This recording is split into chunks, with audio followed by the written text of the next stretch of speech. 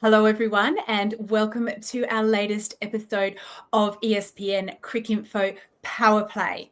Now, there's a bit been happening since we spoke to you last. England and South Africa are just wrapping up their series in South Africa. Fidos is there. She caught up with South Africa's new women's coach, Mandla Mashimbyi. He had plenty of new ideas and great things to talk about. So, first of all, let's have a listen to what he had to say. It's such an honor to talk to you, Mandla. We're here in Bloemfontein. You've been in the job for just over 2 weeks, and I'm interested to hear how you've settled in. No, it's been good. It's been really, really good. Obviously, I use this time to try and connect with the players and check where they are, where their game is at. And obviously, to see them play matches and see them how they actually respond to pressure and stuff like that was good for me, because then I can really deal with the real issues. Sometimes if you want to get into it and maybe a cramp or something like that, we don't see the real issues around the game, around the emotional state or mental state for that matter. But me being part of those games in the white ball series has given me that nudge to say, listen, this is what you need to work on, and it was really good. I really enjoyed that. So, Mandla, we're going to come back to some of those issues and just to talking about what it is that you're going to work on with the team. But let's start by just getting the listeners and the viewers to get to know you a little bit. So some of those who follow men's cricket will know that you've had a long, successful history with the Titans. You played a bit, you've coached there for over a decade and won so many titles with them.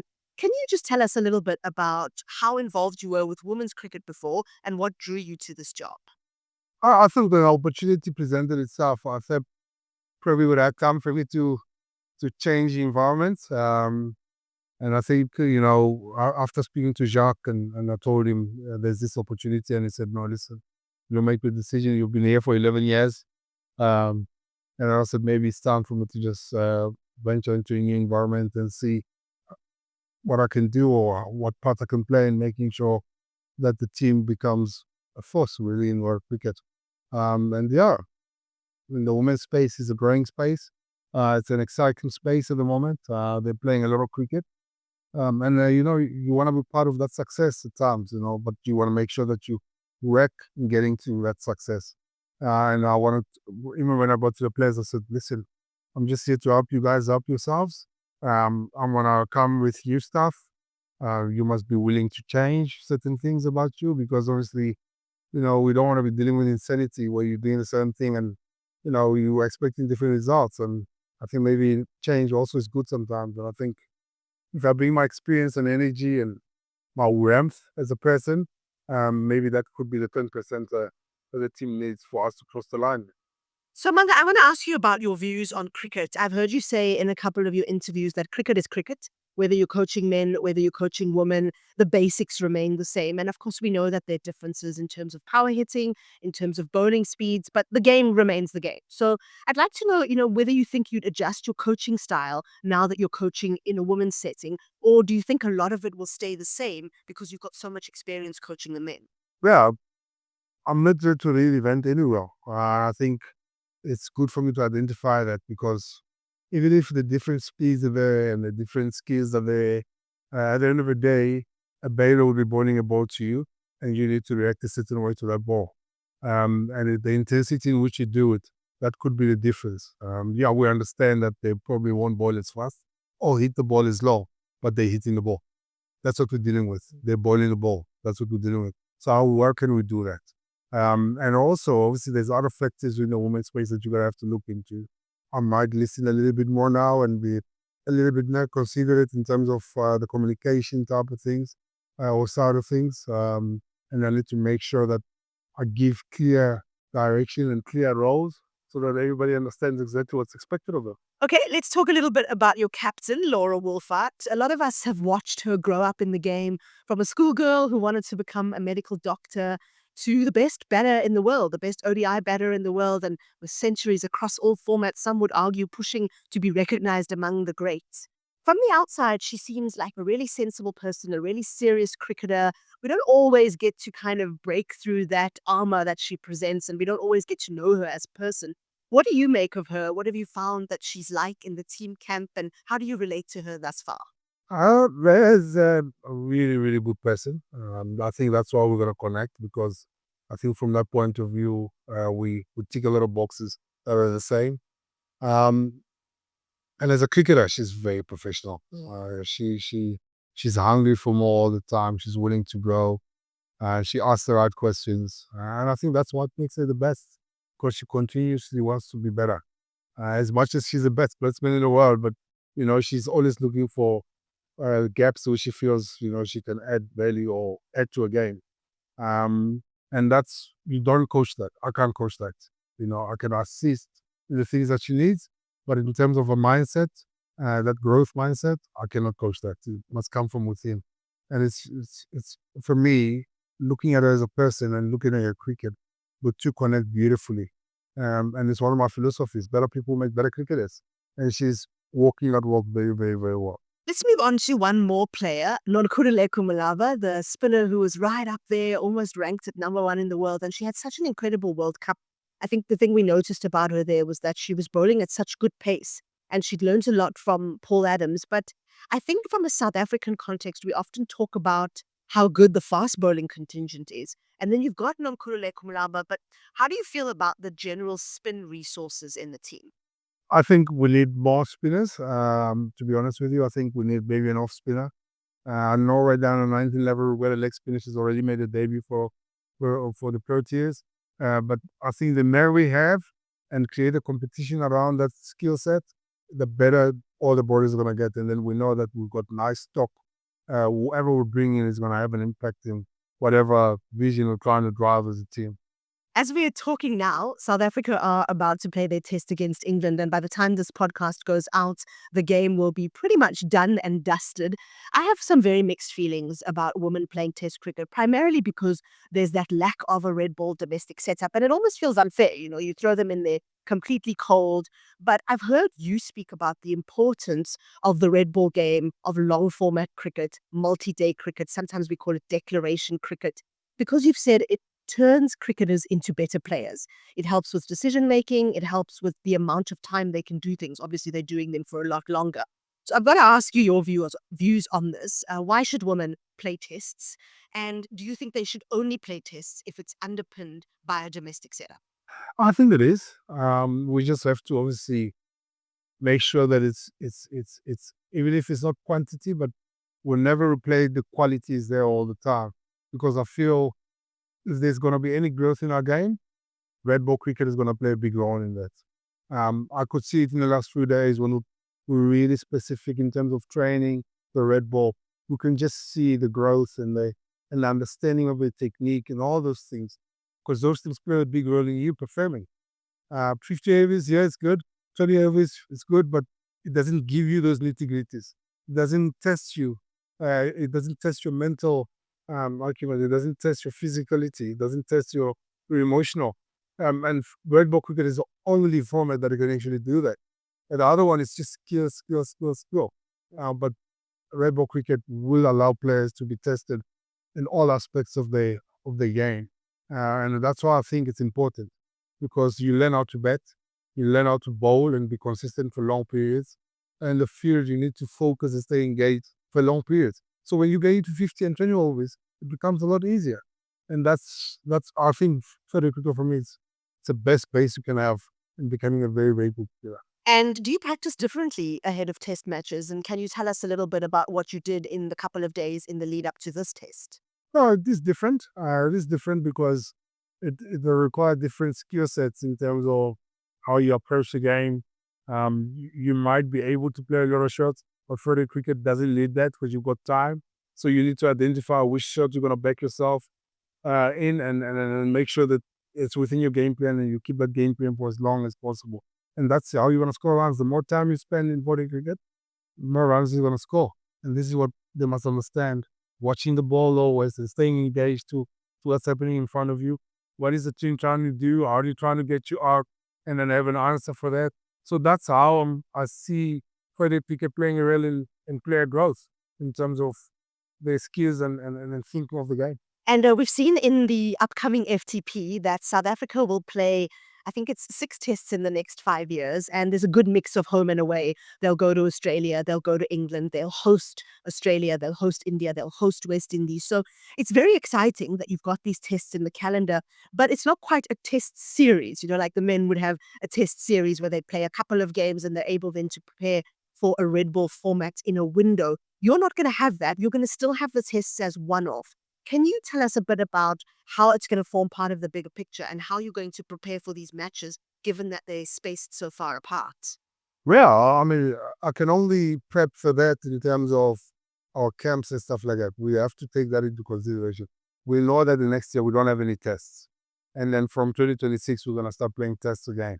So if we can plan properly and make sure that we tick boxes from that point of view, and we play 2-day matches there and there with our players, if it means we create a squad, a high-performance squad that's going to be able to play those matches, then we do that.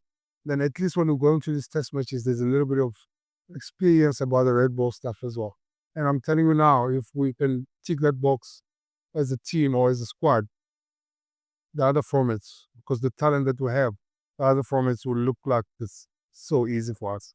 And it's just, and that's where the gaps are, is the awareness of the game and understanding the ebbs and flows and understanding where the game is going and how can you best respond to what's in front of you. And further cricket can only afford you that. The rest, you have to react in time. You learn on the job type of thing, and sometimes you make mistakes. And you don't learn much from it. But here, you can see where your errors are, and you can actually, it will give you time to actually work on your errors. And that's the beauty about 40 cricket. All right, let's move on and talk about some of the other formats. I'll start with the 50-over format. So South Africa have already qualified for next year's World Cup in India, and they've done really well in the format. They've reached the semi-finals a couple of times, but India will bring its own challenges. Obviously, conditions is the one that comes to mind. And then there's other things like the crowds and the kind of pressure that comes with playing in front of full houses. As South Africans, World Cup is a big thing, as we all know. So how do you plan on that, given that you've not actually got a lot of ODI cricket between now and the World Cup? I think it's 6 games, and you obviously need to get the squad ready to go there and compete. Well, I mean, we do to put a squad together that we feel will play a big role there. The type of players that are going to be effective in those conditions. And then when we go, I mean, we'll go to West Indies, and then we'll go to Pakistan just before the World Cup. And then everything was just aligned to how we want to play at the World Cup. So our prep towards or leading up to India must be in line with how we want to play cricket when we get to India for the World Cup. And I think we've got the tools, we've got the players. Now it's obviously for them to buy in and actually, great, we're with you. Let's do this. And well, we'll see what happens when we get there, I guess. But winning the World Cup, like I said in the other interviews, it's a no-brainer. We wouldn't be playing this game if we don't end up winning the most important cup in cricket, which is 50-over World Cup. And the Jazz are up for it, and they've responded well in the little time that I've been here. And I've really, really been impressed with how they've been going about their work. All right, let's move on and talk about some of the other formats. I'll start with the 50-over format. So South Africa have already qualified for next year's World Cup in India, and they've done really well in the format. They've reached the semi-finals a couple of times, but India will bring its own challenges. Obviously, conditions is the one that comes to mind. And then there's other things like the crowds and the kind of pressure that comes with playing in front of full houses.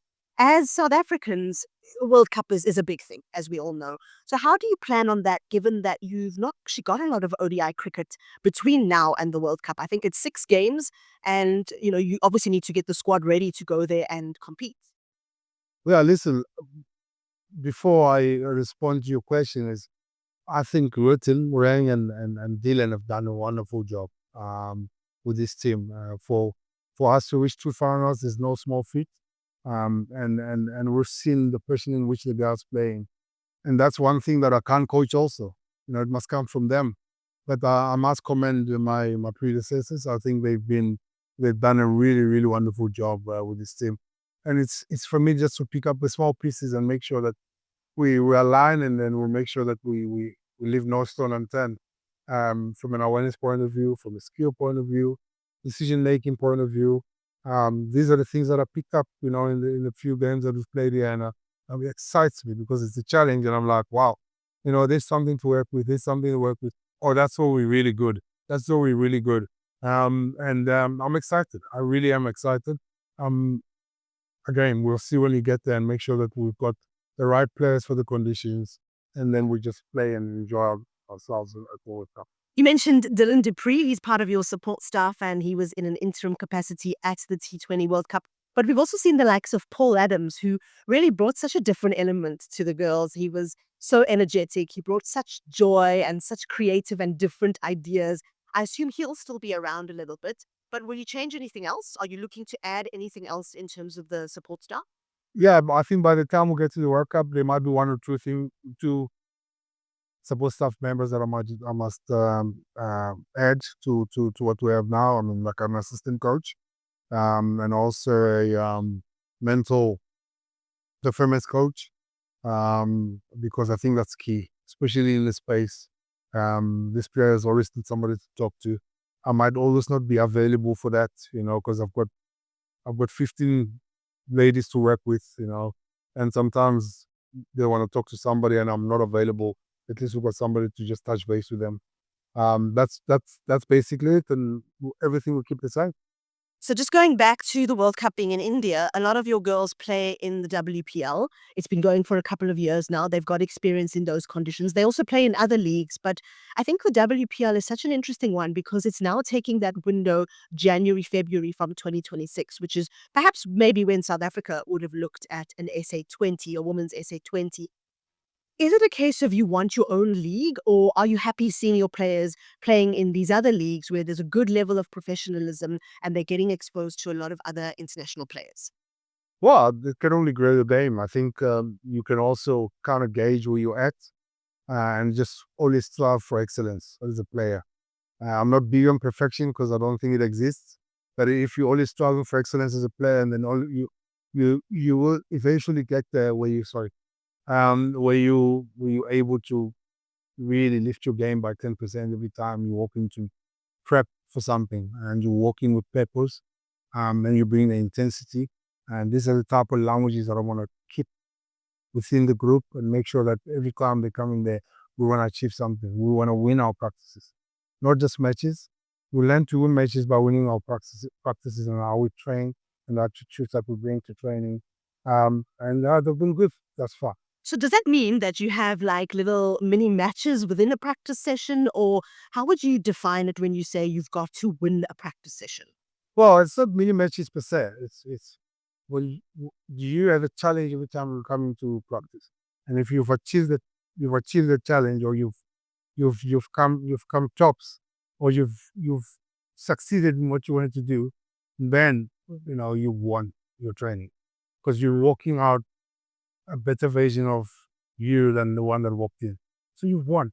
And then when you get to matches, you don't have to think a lot because you've won so much. It means you've improved along the way, and you just have to have self-belief. You just express yourself. Yeah, almost like a muscle memory. Basically, that's what you're trying to create. And well, I'm really, I'm actually excited about this job. I really am, because I've had so many people say it's a tough space. I haven't seen that. I really haven't seen that. I see human beings that go through everything that human beings go through, you know. And like I said, what's going to be key is for me to really give him the direction, and then give him the tools, and say, let's go. Let's go win a World Cup. And that's basically what it is. And everybody's buying in beautiful, and they've responded nice. Yeah, and of course, women's sport we know is now professionalizing more and more around the world. We've also seen something like an under-19 Girls World Cup come in, which is creating that extra level of depth. And we know in South Africa, we've just had a season of domestic contracts for the provincial women's players. So, Mandla, you've been around a little bit. What's your assessment of the depth in South African cricket? Have you been able to have a look at the talent that's coming through, and do you think that the pool is big enough? Yeah, I think they've done a wonderful job to date, to be honest with you. I think CSO has played a massive role in making sure that these girls they get everything that they need to support their due as cricketers. And having a domestic structure, I think, is very, very important. But I think there's room for improvement there. in terms of, for instance, maybe introducing a two-day competition. Red ball has to be a part of it if we want to fast track our talents. People must start understanding the cricket as a game, and also at the same vein, they understand themselves as cricketers as well. And two-day cricket, two-day or three-day cricket is the only way I can do that for you. So I think we're gonna sit and talk about how we want to see things go forward. If at least you start with our high performance squads where they play these games and get an SAA team, and then obviously, and then just to close that gap. I still feel maybe the gap is a little bit too far from each other, and I think we need to find a way to close that gap so that when people come to my level, it's not taboo. It's something that you're used to already, and you just come in and you have an instant impact. Have you already had discussions around that? We've been chatting about it. So obviously for me now, after this test match, I need to sit down and have a strategic plan, put down a strategic plan, and then off we go. Then we'll start working. From a personality perspective, we know that the women have just stolen hearts everywhere they go, and particularly in this country, all the players in the team just seem to have such inspiring backstories. I'm thinking of someone like a Tasman Brits who recovered from that horrific car crash. Her Olympic dreams were completely dashed, but she's almost had a second career now. She's been able to make a name for herself in cricket. And she's not the only one. We know lots of stories of the women's players coming through some really difficult times to become, champions and superstars on an international stage. So can you tell us a little bit about the vibe and the personalities, and what does that kind of life story bring to creating your team environment? Well, I think as a group, motivation for them is winning. They want to win. And I think there's a couple of things that we will still need to get right. And I think where they are now, they're in a good space. Now it's just about, making them understand the different cultures, different personalities, and how they can play a role in making this team great. That's all it is now, which is make them understand one another from their point of view, and make sure that we put all those different personalities, different cultures, and see how it works for this team, so that we can be great one day. Maybe that was a missing link. We understood each other's games, but maybe not one another as people.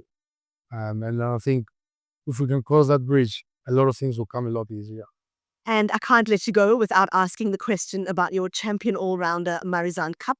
She's now deep into her 30s, 35, she said the other day. And of course, it's the time in a career when people are starting to ask questions around how much longer she'll continue to play for. We know she's had a couple of illness issues, but she's obviously very determined. She really wants to play for South Africa. We see when the national anthem is playing with tears streaming down her face. She absolutely loves representing this country. And we've also seen that managing her bowling loads has become pretty important because she's more of a batter these days. So how long do you think she'll continue contributing for? And how long do you think you'll be able to call on her resources at this level?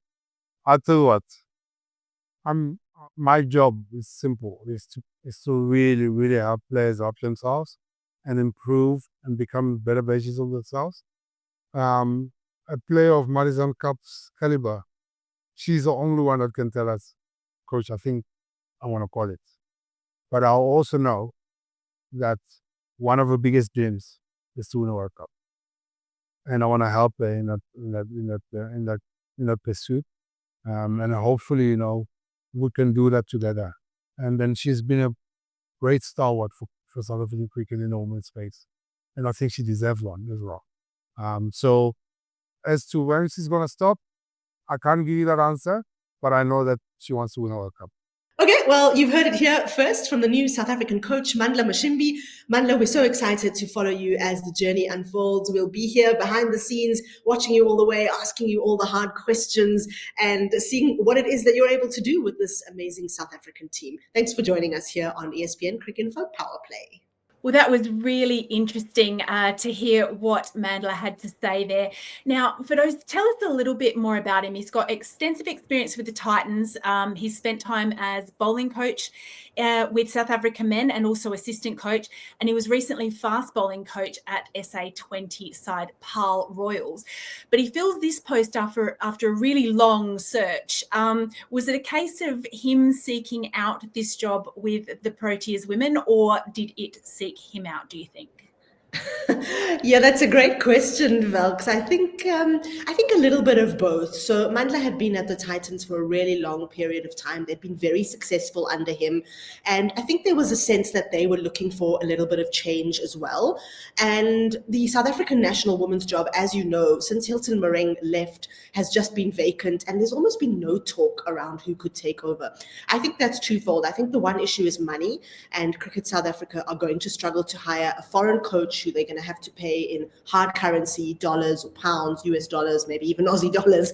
And the other thing is that there's a real lack of expertise in terms of coaching in the women's game in this country. So just very recently, we've had a couple of women's coaches obtain their level 4 national coaching certificates. And that's Denisha Devnarine, who coaches the under-19 girls, Angelique Tai, who coaches at the Dolphins, and Claire Terblanche, who coaches at the Cobras. But I don't really think any of them are at the level yet to take over the national women's side. So they wanted somebody with a level 4. Mandla's just completed his level 4. He's never coached in women's cricket before. But what I like about him is that he said cricket is cricket. So whether I'm coaching men or women, the skills are generally the same. Of course, there's differences, right? There's power hitting differences, there's bowling speed differences, but the essence of the sport remains the same. And you're going to enjoy this one, I think, because I've watched some of the women's test match. So I've been an advocate of saying I don't think that we should have women playing test matches without red ball preparation, and I'm not going to sort of veer off that. However, what I will say, and I'll give you this, is that I've actually really enjoyed the women's test. I've really enjoyed the skill. I knew it. I knew, listen, this is not a victory necessarily on your part. But what I've really enjoyed seeing is that there are definitely periods of play, and I'm talking from a South Africa perspective because they play so little, where you can see the skill is there. So Annelie Dirksen, for example, a short ball barrage from Lauren Filer. She wore one on the helmet, she wore it on the shoulder, she wore it on the body, and she just kept going. And you could really see that dogged determination. And I was so impressed with her. At the same time, you know, we're seeing the bowlers putting in some really long spells. Rihanna McDonald-Gay, who is on debut for England, she bowled a 7-over spell in the heat. It's really hot here in Bloemfontein. I know it doesn't sound so hot because it's like 34, 35 degrees, but extreme dry heat, a hell of a wind blowing. And we've just seen some amazing skill on display. So I'm actually kind of thinking it would be nice to see more women's tests. However, they do need to have a red ball domestic setup. I know you've got a test coming up with the Ashes test, and you must be really looking forward to that. Unfortunately, South Africa are not going to play any more women's tests in 2025. The next time will be when they host India and Australia in the summer of 2026-27. And now I'm thinking, must I go on a campaign to advocate for more women's tests? Oh my goodness, what a turnaround that would be. A lot to maybe unpick there. Not least your, I won't call it a backflip yet. I know it's a lot more nuanced than that, but much to discuss. Going back to Mandla talking about cricket being cricket and, you know, the differences between women's and men's, that's a really interesting point because I remember John Lewis, the England women's head coach, saying a very similar thing. He came from the men's setup here in England and then took over the women's job. And he was like, you know, I'm coaching cricketers that, you know, there's not that much different in terms of the sport. Obviously, you know, aware that there are nuances there, but just the fact that it's talking about, you know, similar skills, same sport, that kind of thing. So it's really interesting to hear that echoed from another male coach in the women's game. I guess another thing that came out there was Mandla was talking about the beauty of 4-day cricket and its ability to hone skills and learn how to make good decisions over a period of time. And you mentioned there some of the skill level that you've seen and been impressed by in this test. between England and South Africa.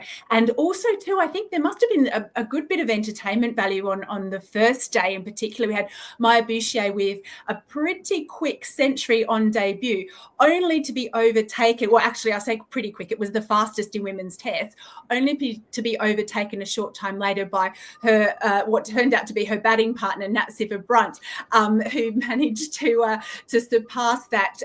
They put on 174 runs together for the third wicket off just 172 balls. Natsiva Brunt got to her century off 96 balls, and that came after Bouchier got there off 124. So it sounds like it was a pretty entertaining opening day with the bat, particularly for England fans, I guess.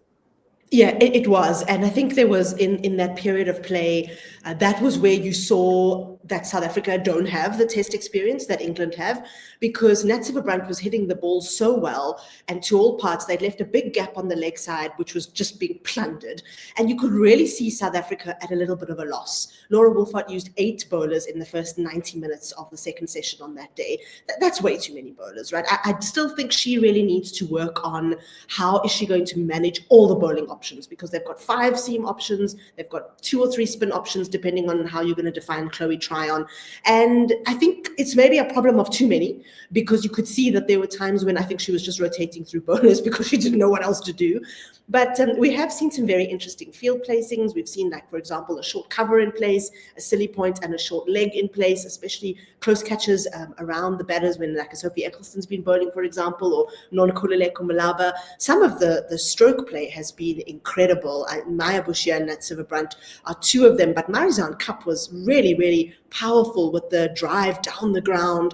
And Bloemfontein's a huge outfield, the biggest outfield perhaps in the world, but definitely in South Africa. Of course, they've pulled the boundary in, and they've pulled it in substantially. It almost looks like we're only using like half the outfield, you know. But it's been a really, I think the venue, the heat aside and, you know, lack of crowd, despite it being school holidays in December, everyone's gone to the coast kind of thing. It's a good venue for women's tests. And I wonder if that's also something worth exploring. You know, the conditions are not extreme in any way. So you're not getting a lot of help for the seam bowlers up front. It's not very green. It's flat, but not too flat, I suppose.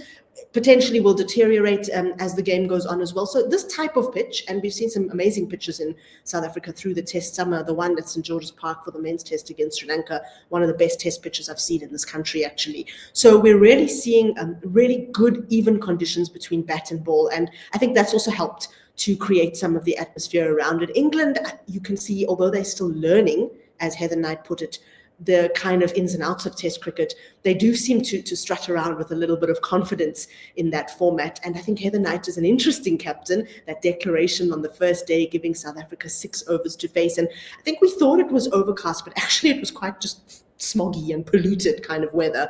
But the atmosphere was great and the tension was really palpable. And as far as, you know, the quality of cricket, I've really been, I guess, surprised, you know, because I was saying that I'm not sure that, you know, people can be up to playing this form of cricket. And to be fair, both Laura Wolvaardt and Heather Knight did say that 2 days between the end of a one-day series and the start of a test series, it's just not enough to hone these longer form skills. So maybe the missing piece is developing the patience to bat for long periods of time and developing the consistency to bowl for longer periods of time. I'll take Nonkululeko Malaba as an example, because she's one of those spinners that I think turns the ball probably more than most women's spinners, actually.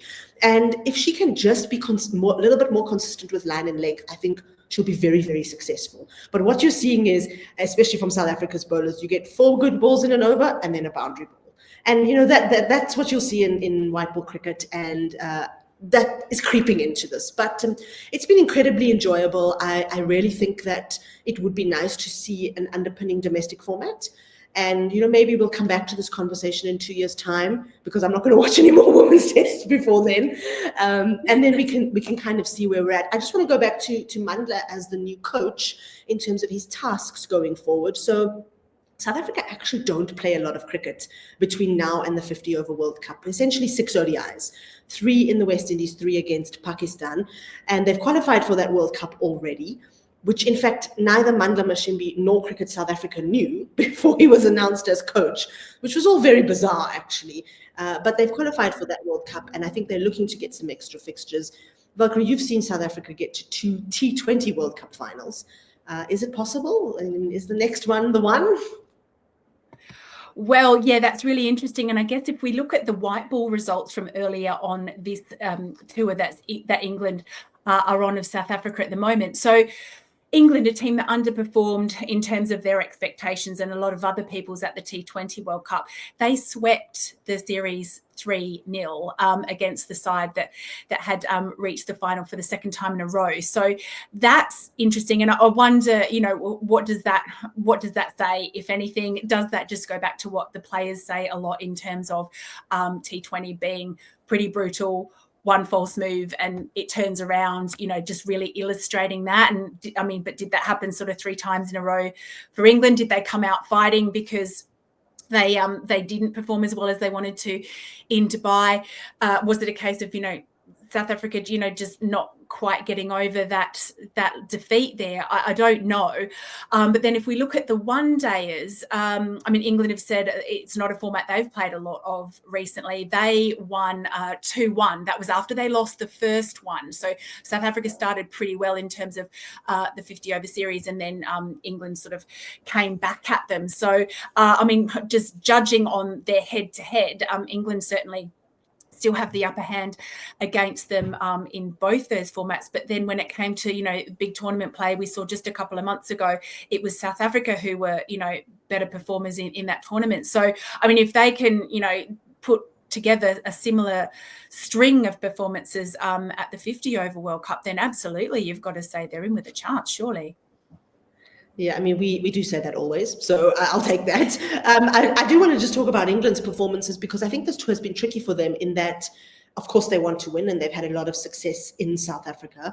But I get the feeling, just from being around the camp and from hearing what they're saying, that this tour is almost being played with one eye on the Women's Ashes and with one eye on what can we do in Australia.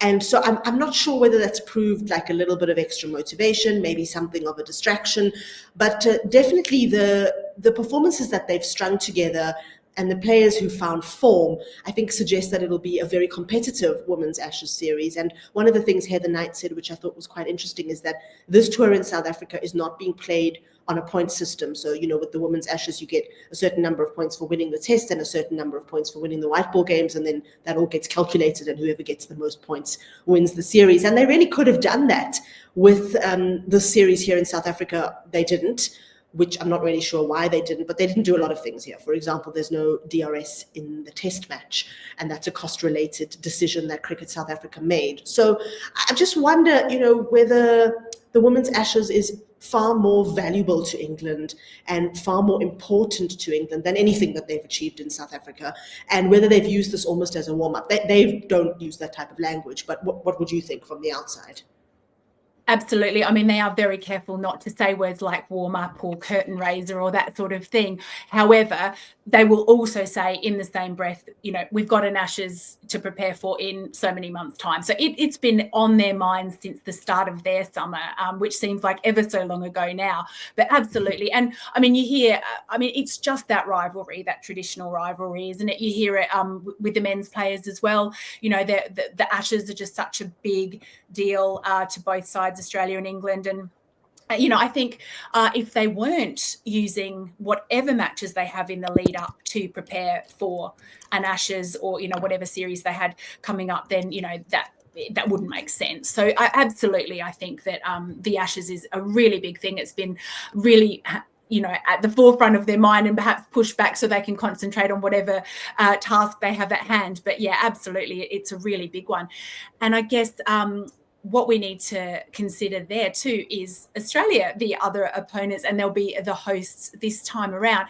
They have just been playing India in a series of 50-over games. They swept the series 3-0. Some pretty big scores going in there. In the second, I think they got to 371 for 8, and that was with a century to none other than Elise Perry, but also a new name on the block, Georgia Vole. She was playing just her second match. She'd made 46 not out on debut in the first one-dayer and then came out and scored a century in the second. She's a 21-year-old top order batter from Queensland, and she's in the side replacing Elisa Healy, who has that knee injury which ruled her out of the series. So she's a really exciting prospect. And when we sort of talk about, Australia's changing of the guard and is everyone catching up and that sort of thing, a key thing for them is going to be unearthing new talent. And we know they've got this really good domestic system. It's been the envy of the world for a long period of time. And it's the teams that have been able to try and replicate that are starting to catch up now. And that's what's brought through these young players that are able to jump in at the top level and perform. So that's been really interesting, really exciting. And also on the flip side of that, an older campaigner, a more experienced campaigner, she was a star at the T20 World Cup, and she really had a great series in this one-day series against India, and that's Megan Schutt. She took a career best of 5 for 19 in the series opener. So she is still going strong. So it's great to see their experienced hands and also some of these young players performing for Australia. And I think that's going to make this series really interesting when England get out here for the Ashes. Yeah, I'm so glad that you mentioned Megan Schutt, because for everybody who's interested in her and her performances, we've got an exclusive interview that we did with her over in Dubai, and we've been holding on to the moment to really introduce the world, I suppose, to some of the things other than Megan Schutt's bowling, some of the things around her personality, her parenting, and the things that she's passionate about. So keep an eye out for that. That'll be running before the Women's Ashes, and that's certainly one of the things I think that we're most looking forward to in 2025. Two more things I'm looking forward to in 2025 as far as cricket is concerned. The one is the World Cup qualifiers. I love qualifiers. I always think that, I think this comes from watching lots and lots of African football. It's always so much harder to get to the World Cup than to play in the World Cup. And I really think that those qualifiers will be interesting. We know Pakistan will be playing in them. Bangladesh will probably be playing in them. And all the teams that don't qualify from the Women's Championship, along with 2 others, will be competing. I've heard a rumor that tournament will take place in Zimbabwe. Obviously, Zimbabwe is an excellent place to host qualifiers. They've hosted a couple of men's 50-over World Cup qualifiers, and it's always great fun. So I'm looking forward to that. And of course, the big one, the 50-over World Cup in India in 2025. I'm looking forward to it for so many reasons. I guess the chief one, other than the fact that maybe that'll be the one South Africa win, is, which I'm sure it won't actually, is that India, I think, were really stung by their underperformance at the T20 World Cup. The WPL is in its 3rd season. India believe that they are creating the conditions for their women to go and win a World Cup. And on home soil, the pressure will be on. So I am really looking forward to that tournament. Valkyrie, how about you? What are you looking forward to most in 2025? Well, we have touched on both of them right there. My first one was, and I got talking about it, was the Women's Ashes. It's virtually here. It's going to be here before we know it. And I think what makes this one really interesting, and also too probably why there's already that real buzz around the England camp about it, is that the last one was so close. They tied on points 8-all. So basically Australia retained them. So the fact that England got so close and really pushed Australia, that really has them going in thinking, they can do this. It's going to be a different story, I guess, on Australian soil. You've got to take in, the home ground advantage side of things into account. But I'm just intrigued to see how that's going to go. I think it's going to be really exciting. And hopefully they get a really good level of interest here like they did in England. I'm fairly confident they will. Cricket Australia are really keen to promote this series and get it really well attended and well watched. So yeah, I'm really looking forward to that. And the other one you beat me to it is the 50-over World Cup. Love a big global tournament, this one in India. And I just can't wait to see how the teams get on, really. And I think you're right. I think the performance of the home side, India, is going to be really, really intriguing. I guess before we sign off, we should also, tie up 2024 with a bow and look at our highlight of the year. I don't know. Do you want to go first?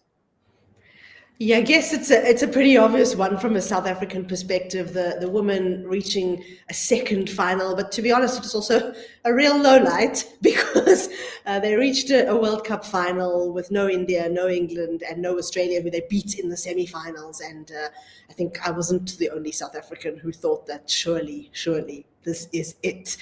Anyway, it wasn't, so I'm not picking that as my highlight. Sorry about that. But my highlight is going to be Chamriata Patu scored this amazing 195 not out in South Africa in April of this year, and Laura Wolvaardt had earlier scored a big century of her own.